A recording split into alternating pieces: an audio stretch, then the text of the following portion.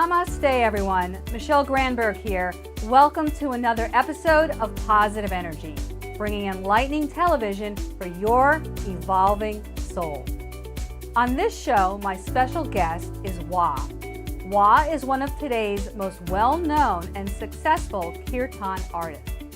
She's been touring and performing for over 20 years, bringing devotional chant and yoga to spiritual seekers all around the world.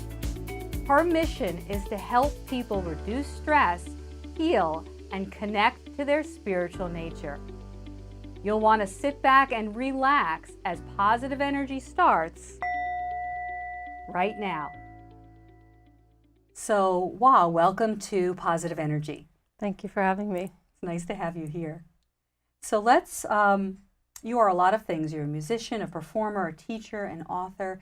And for me, a lot of what you do boils down to the power of sound vibration for healing and awakening. So give us a little brief overview of what you do, and especially how you might describe it to someone very new. Yeah. Well, what I do is I offer music and self-healing techniques so that people can feel great. So most people know me as the sound or the music that they hear in yoga class. They're like, wait, like, you're the Wa? You're the Wa that I've been listening to? And I'm the person behind the music. Exactly. And I'm like, yeah, that's me. So a lot of people know me because I'm inside their head, which is a little creepy. No. You're part of their yoga practice. I am part of their yoga practice. I'm usually part of their life. People use my music to connect to self. And that is really necessary when you're going through a breakup, when you're going through a difficult time in your life, when you're going through a transition, and then also when you're just going through celebration time. Like, you want something that's like really up, but not, not corrupted in any way, just pure joy. So there are different kinds of brains. We know this from the educational world, and there are visual brains, auditory brains, and kinesthetic brains. And they learned that in order to help change the teaching styles. So if you are kinesthetic, as most children are, your brain is more kinesthetic in the beginning, then if you manipulate the Legos, you manipulate the pizza pie, then you start to understand math better. So they started realizing that you can't just write things on a board. Not everybody is visual. So this is true in the spiritual world as well. Some people are visual, and so the chakra system and the lights and the different patterns and the mandalas and all that, and the deities, the way they look, and they have 8 arms and whatever they have. This is all for the visual brains. And then you have the kinesthetic thing, which is, is the body sinking? Is it floating? How does it feel? Where does the heart rest above everything? Where's the ocean? The ocean is right here at the heart. And so then this is above water, and then this is below water. And so these messages are for kinesthetic people. Auditory people, and I am auditory. I would have guessed. Yeah, it's all about rhyming couplets. An apple a day keeps the doctor away. That's a rhyming couplet. And all of the science of Ayurveda is written in rhyming couplets. So you can easily remember them. And my entry into self-connection is through sound. And so I love all the different mantras. I love music. I love raga. I love African music. I love the different kinds of beats and the clave of the Afro-Cuban music. Like, it's all about music for me. Yeah. So as I've moved deeper and deeper into the practice and starting to help people use tools for self-healing, then we go into humming. We go into finding the vibration inside the body, because if you can connect to that, you've taken a very big first step to feeling better. Yeah. So what are sort of the mechanics of that in terms of energy and vibration? Like, what does it look like when sound is penetrating the body, penetrating the cells, going into our system? Is there any science behind that, or is it just sort of that more feeling how something resonates and feeling better? Yeah, well, let's start with easy science. How about that? Easy science is good. That's good for me. So if you take light, for example, It shines very nicely through the air, so it reaches you on a sunny day. If it goes through water, it kind of refracts and makes beautiful patterns in your swimming pool. If it reaches a wooden wall or a tree or something like that, the light can't penetrate. So you get what is known as a shadow. Sound, on the other hand, will travel through all matter at a different speed. It'll travel in the same proportion. So what you hear in the air, you'll also hear underwater. It will travel at a different speed. And it will be, you won't get quite as many of the diphthongs. When you're underwater, it'll, but if you listen, you can hear also pretty well. So then the difference between sound will go through all matter. So it will go through skin, it'll go through the liquids in the body, and then also the bone. So what you want to know about sound is that sound travels through solid matter the fastest. So if you're listening and you put your ear on the railway, don't do this at home. If you put your ear on the railway, you will hear the vibration of the train coming before you can see the smokestack or even hear the woo woo.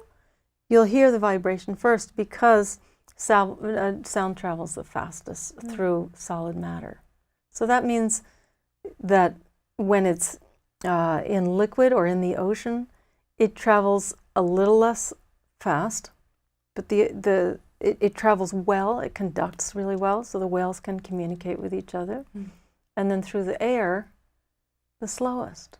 Right. So as you're listening to my voice, then it travels through the air, and sometimes it even bounces off some of the solid objects so that you can hear me. So when you're listening only through the bones, so when you're closing the ears off, when you're putting your hands on your heart, when you're humming, you're feeling the sound. It's just great. You should do it right now. You should just put your hand, let's do it right now. Put your hands on your heart and just hum, just for a minute, and feel the vibration under your hands.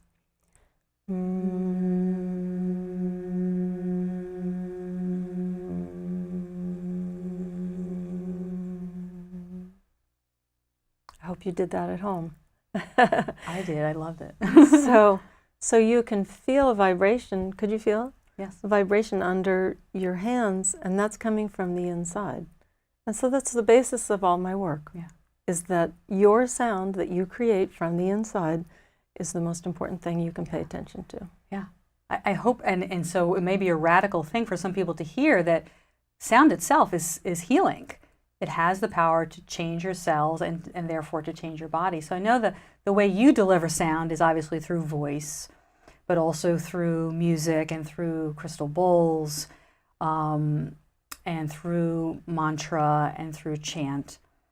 So describe, when people come and sit and bask in that sound, do any stories sort of stand out in your mind in terms of people really reporting some transformation from that? Yeah, well, probably everybody yeah. is a little transformed. Well, and just to be clear, Michele is talking about the healing concert, and that is a multimedia concert that's designed for relaxation.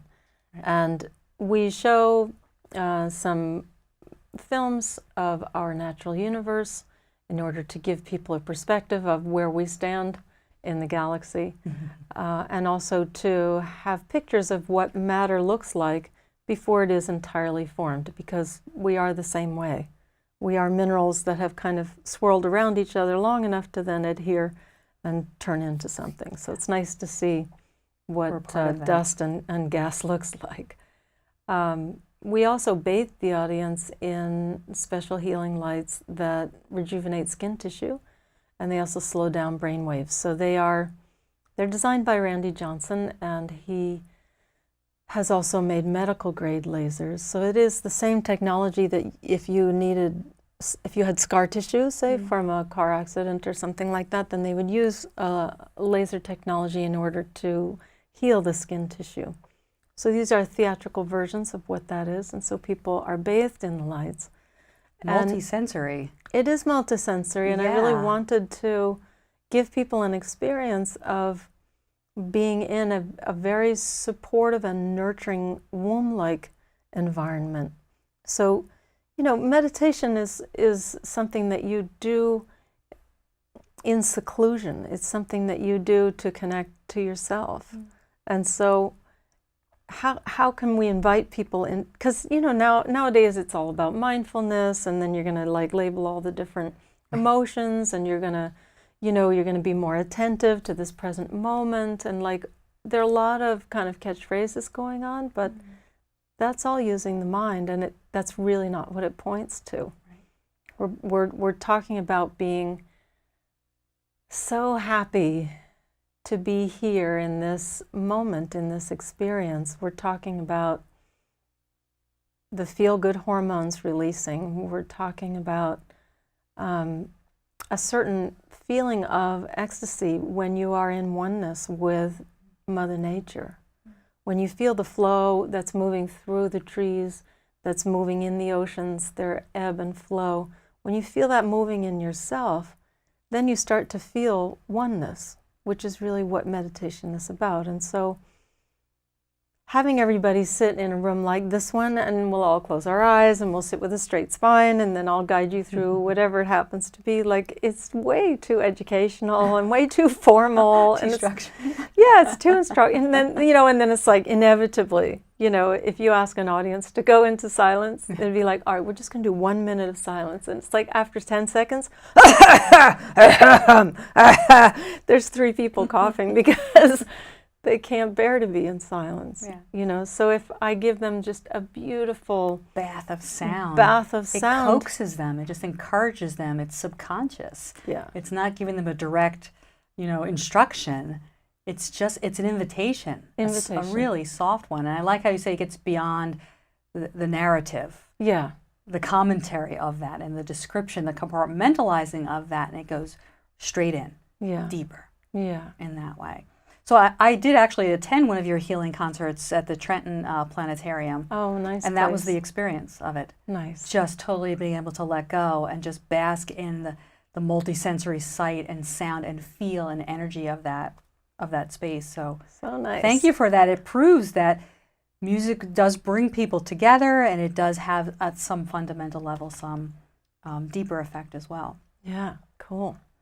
So I know that you wanted to talk a little bit about the world that we're living in right now and how we can maybe apply some of what you're saying to what's going on in the world.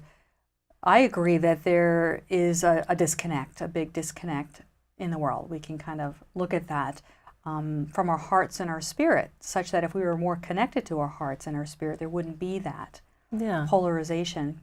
It feels good when you connect to your own spirit, to your own inner connection, to what you desire, what's pulling you forward. That feels good. So that's what we're meant to do. And exactly. That's how we're wired. That's how we're wired. And as the world, time is basically speeding up. And there are a lot of things that contribute to that. But let's just say that digital technology has helped to speed up the world. It's helped to kind of level all kinds of playing fields. In business, in politics, in money. Anyway, so it's kind of leveled that field, and if the digital technology is getting faster, and digital technology is what we want, then as the digital technology gets faster, we are misled into thinking that we will be more connected if we move faster, or if we use this particular product, or that we can move faster. It's just just get over it, and that that's a comment, right? Oh, come on, just move on. And it's that's a simplistic kind of push button response that may compel you to just move beyond where you're at. Or there may be, your mother may have died just last week. And it's no, you actually can't just move on. There's a process of grieving and integrating what she gave you and releasing her there's a process that you have to go through. And I maintain that you can't grow faster than you can breathe. So as the world speeds up, as we decide that, we can save certain animal species, as we, start overfishing the ocean and then trying to figure out how to compensate for that, as we start patenting different seeds and food sources, we go in there and we start messing it up. And so then in trying to correct a problem, then it creates another problem. And so what has happened is we have become, rather than working with nature, we've decided to try and outsmart nature. And so then there's a rift happening. So it's like Mother Nature is now out of balance. And so as Mother Nature gets out of balance, there's global warming, there's more storms, the ice caps are melting, the ocean is coming up. There are things that are happening that show that we're out of balance. Right. And the way that it manifests in us is that the head and the heart, they manifest that same imbalance.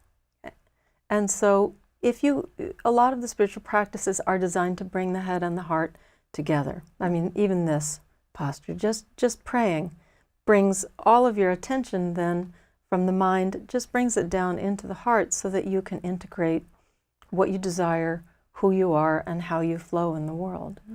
So the disconnectedness is basically a whole bunch of heads walking around in the world, completely disconnected to their body, and you find that in the medical world. So it's like, oh, we'll fix you up, no problem. And it's like, it's a 5-hour surgery. What do you mean we're going to fix me up, no problem? Did they tell you about the rehab? Did they tell you, like, about pain management afterward? It's like, no, it's not. There aren't quick fixes. And if there's something wrong with the body, if there is an imbalance, you need to look at why the imbalance was there in the first place, not the roots, not the fix. And so that's creating even more imbalance. So, they're different. There's different schools of thought on it, but I agree with you that everything at its core is energetic in nature, emotional in nature, and spiritual in nature. So that's where we really need to start. So speaking of connecting to the heart, so you offer kirtan and singing in Sanskrit and mantra, which I absolutely love. Yay. So talk a bit about why that, even more about why that is healing and what your hope for maybe impacting positive change in the world just through singing.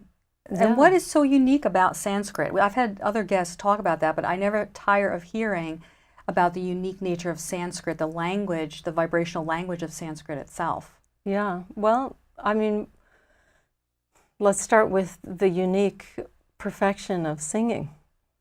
I mean, if we all were singing more, we'd be happier. Because, the thyroid is just right behind those vocal cords. So as the whole thing gets toned, you're regulating your system, you're regulating your breath, the sound is moving through the bones, through the body. If you're creating that flow of air, then, make it melodic, make it beautiful, like put your energy into it. Your voice is just like a fingerprint. So there are no two voices that are the same, which is so amazing. So some of it is just self-expression, right? It is self-expression and moving energy out. Your voice connects you to your spirit. That's why you sing in church. It's because it automatically connects. So then you are automatically connected to yourself. You already have your flow if you're singing. So add Sanskrit. Sanskrit is the words of perfection, or the sound of perfection, meaning wholeness or sacredness. And so as you Sanskrit, for those of you who don't know, is one of those root languages like Latin or Greek. It's not spoken today, but it is one of the root languages of all the other languages. So as you go back, these ancient languages were usually used for sacred purposes. You sing the Mass in Latin, or you sing the mantra in Sanskrit, like that. And so it has a unique and beautiful power of sacredness. So, you know, you add that on. But main thing, sing. Sing happy birthday. Singing. Everybody can relate to that. Yeah, you should. Language is secondary. That's the universal language. Yeah. And if you can't sing, then just hum. Yeah. Just hum while you work. Hum while you do the dishes. Just any old thing. Yeah. Yeah, we sometimes we do that right from the time that we're children. It's so natural to express ourselves through sound and vibration and song. And we make up songs when we're children. It's just so natural. And the fact that we lose that, but it brings it out in us. I love those events. And so. Yeah, and then you have to go to a concert. When you're an adult, then you have to go to a concert to sing. Yeah. You're like, hey ho. Then we can give ourselves permission. To do that. Yeah. But you know, when you're sitting and when you're in your car, why can't you just put on your favorite CD and sing along? Yeah. You know, it activates all of the regulating endocrine glands. So do it. Be happy. Be resilient. That's your message. Do it. Sing. Create sound. It's good for you. It's healthy. And people need to play more, right? And they need to express themselves more. So speaking of expressing yourself, you're going to share a chant with us. Now, so is there anything you'd like to say about the chant that you're going to share that you want people to listen for, pay attention to? I think because I'm feeling the need to help restore Mother Nature as much as possible, the chant that I'll do is a simple one, and there are only 2 words, Jai. Jai in Sanskrit means praise, and Ma, which is a universal sound for the mother. And so my idea is just if we can all sing along and just sing Jai Ma, then we can just send that energy out into Mother Nature and just say, you know, we care for you. We're sorry about the storms. We're sorry about the fires. We're sorry that we haven't treated you properly and that you have to do these things to call our attention to you.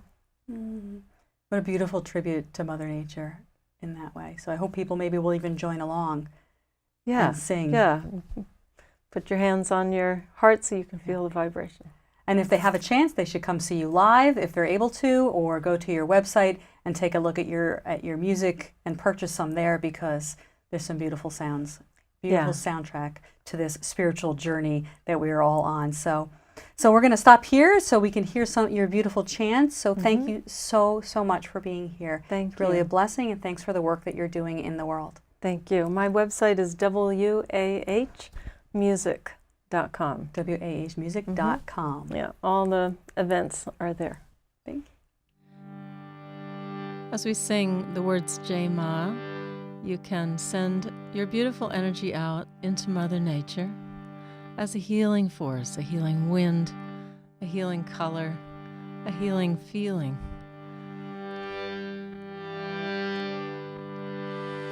Jai Ma, Jai Ma, Jai Ma, Jai Ma, Jai Ma, Jai Ma. That's it. So you can sing along. Jai Ma, Jai Ma, Jai Ma, Jai Ma,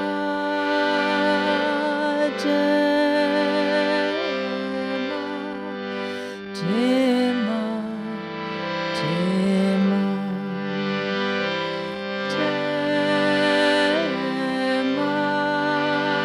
Jai Ma, Jai Ma,